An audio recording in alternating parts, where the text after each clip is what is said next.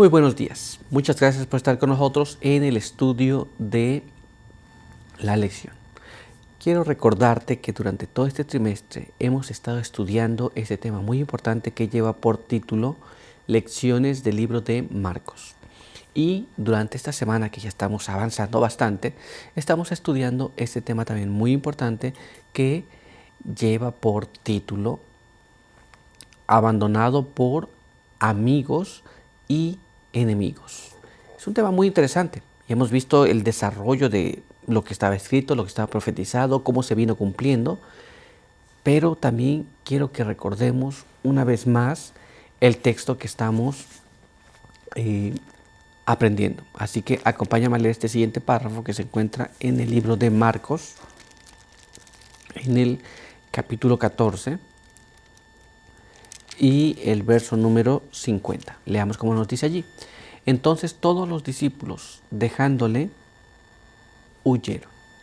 Muy bien, con este pensamiento quiero invitarte a que tengamos una oración.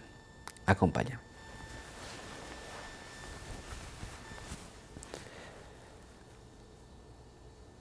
Padre eterno que está en los cielos, santificado sea su nombre. En esta mañana estamos muy agradecidos por permitirnos encontrar una vez más. Queremos agradecer también por la vida que nos da y por la oportunidad que nos permite de poder leer su palabra, compartirla con los demás. Queremos pedir que nos bendiga y que nos ayude en todo. Que al abrir su palabra podamos aprender lo que usted quiere hablarnos para este día. Quede con nosotros en el nombre de Jesús. Amén. Muy bien, pues vamos a continuar con nuestro estudio para el día de hoy. Y el día de hoy tenemos un apartado muy interesante, así que vamos allá y el apartado para el día de hoy se titula Despreciado y rechazado por los hombres. Nuestra primera pregunta nos dice así: ¿qué ocurrió con los testigos traídos por los jefes de los sacerdotes para testificar contra Cristo? Esto es, recuerda, le tomaron, le llevaron preso y ahora le iban a hacer un juicio. Y en este juicio se necesitaban testigos. Muy bien, y estos testigos en determinado momento pues iban a testificar en contra de Jesús. No eran testigos a favor de Jesús, eran testigos en contra de Jesús. Muy bien, los sacerdotes los habían contratado. ¿Qué pasa con estos testigos? Bien, vamos a ver lo que la palabra de Dios nos dice. Leamos este siguiente párrafo que se encuentra en el libro de Marcos, capítulo 14, y ahí vamos a leer los versos 55 al verso 59. Veamos lo que nos dice allí. Los principales sacerdotes y todo el concilio buscaban testimonio contra Jesús para entregarlo a la muerte, pero no lo hallaban. Muchos testificaban falsamente contra él, pero sus testimonios no concordaban. Entonces se levantaron algunos y dieron falso testimonio contra él diciendo: nosotros le hemos oído decir, yo derribaré este templo hecho por manos humanas y en 3 días edificaré otro hecho sin mano. Y ni aun así concordaban el testimonio de ellos. Muy bien, así que ellos contrataron testigos falsos. Y esos testigos falsos trataban de dar un falso testimonio acerca de Jesús y ellos decían una y otra cosa, pero todos los testimonios se encontraban contradictorios. Y ellos inventaban cosas y tergiversaban lo que Jesús había dicho, pero aún así se encontraban ellos en una situación donde no podían traer un testimonio para condenarlo a muerte.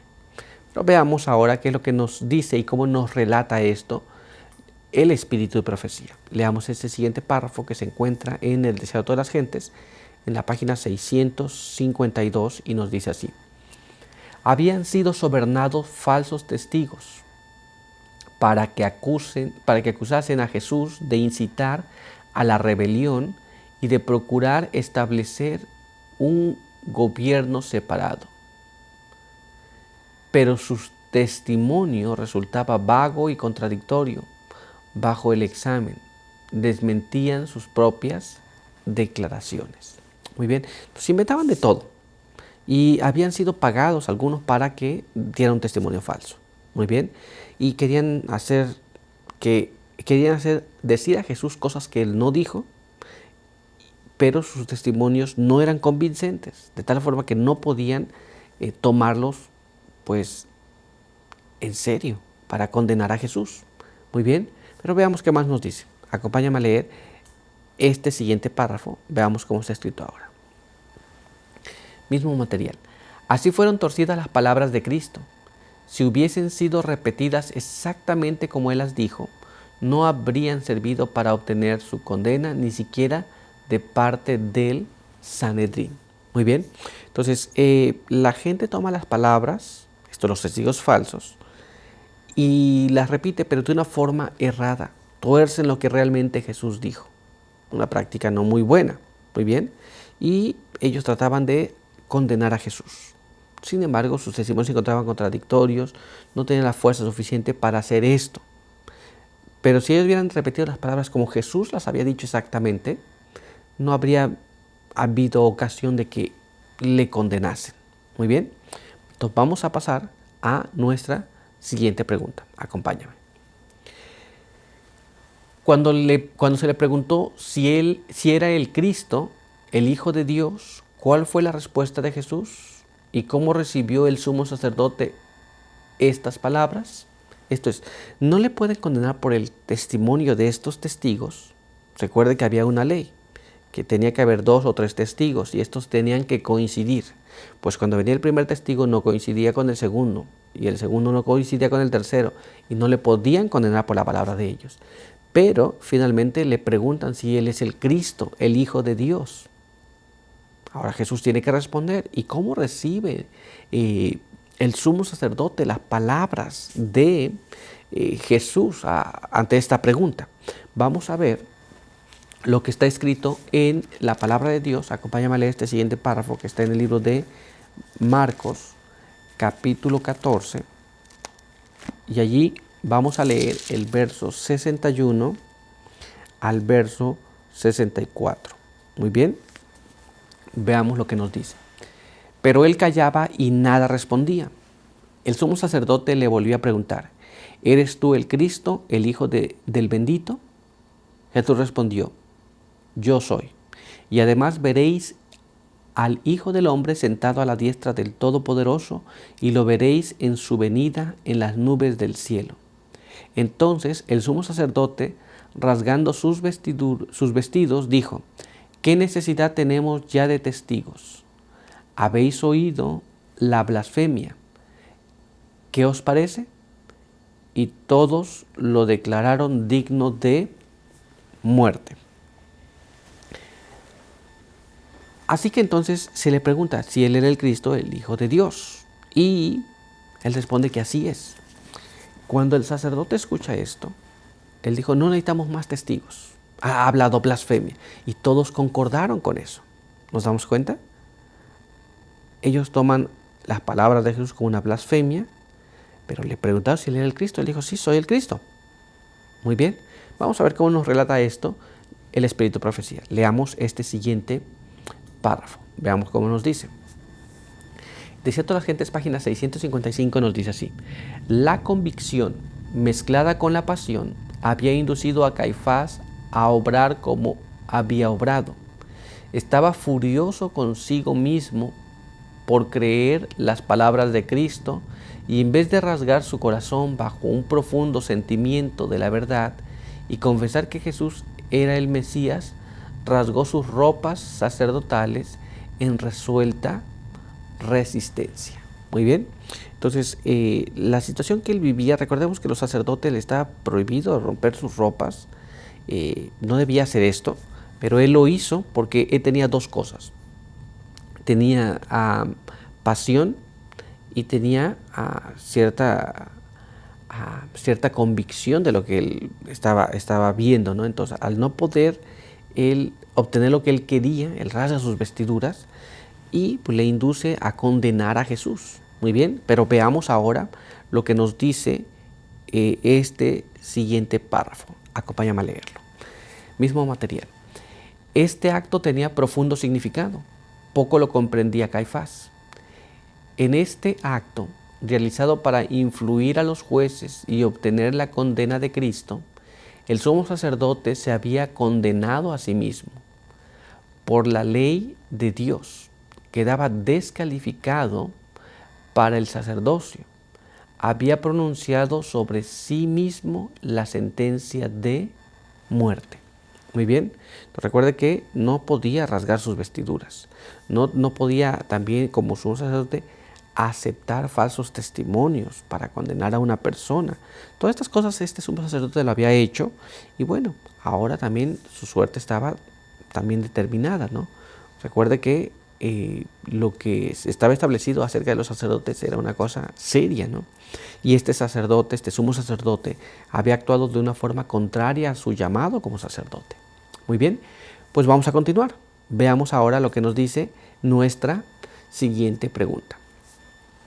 ¿Cómo tuvo su cumplimiento la profecía de Isaías en el juicio de Jesús?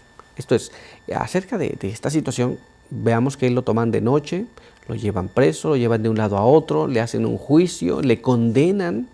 Muy bien. ¿Cómo tuvo cumplimiento la profecía que Isaías habla? Bueno, primero hay que saber cuál es esa profecía. Así que vamos a leer lo que está escrito en el libro de Isaías, capítulo 53. Y allí vamos a leer el verso 3 y luego el verso número 7. Veamos cómo dice. Despreciado y desechado entre los hombres, varón de dolores, experimentado en quebranto, y cómo escondimos de él el rostro. Fue menospreciado y no lo estimamos, angustiado y afligido, no abrió su boca. Como cordero fue llevado al matadero, como oveja ante sus trasquiladores, enmudeció y no abrió su boca.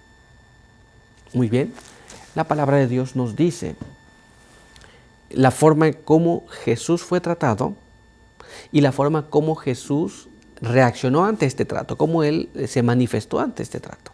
¿Nos damos cuenta? Veamos lo que nos dice la pluma inspirada. Acompáñame a leer este siguiente párrafo. Mira cómo está escrito. Exaltada Jesús en la página 227 nos dice así. Contemplemos a aquel a cuya sola palabra acudirían legiones de ángeles en su ayuda, transformado en un objeto de diversión y burla, de injurias y odio. Él mismo se entrega como un sacrificio por el pecado. Al ser vilipendiado, no amenaza. Cuando se lo acusa falsamente, no abre su boca. En la cruz, ora por sus asesinos. Al morir, paga un precio infinito por cada uno de ellos. Soporta sin murmurar el castigo por los pecados del hombre.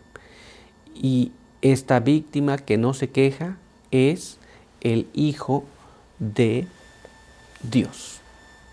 Muy bien, aquí vemos esta profecía de Isaías cómo se cumple. Cuando él fue injuriado, cuando fue levantado un falso testimonio contra él, cuando se le acusaba, cuando se hacía burla de él, no dijo nada. Muy bien. Y de esta manera es como se cumple esa profecía que acabamos de leer en el libro de Isaías. Muy bien. Pero nuestro estudio ha concluido por hoy. Quiero invitarte a que tengamos una oración. Acompáñame.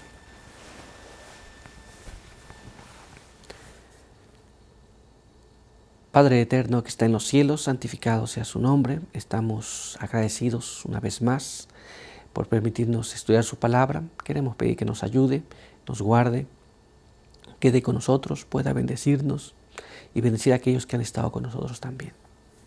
Pedimos que su palabra de verdad pueda ser grabada en nuestro corazón, de tal forma que cuando la necesitemos esté allí. Queremos agradecer por Jesús que ha ofrecido su vida en rescate de cada uno de nosotros y queremos pedir que nos ayude para que podamos apreciar ese sacrificio. Pedimos todo esto y lo queremos agradecer en el nombre de Jesús. Amén. Muy bien, pues muchas gracias por estar con nosotros. Recuerda que te esperamos el día de mañana. Por hoy, que Dios te bendiga.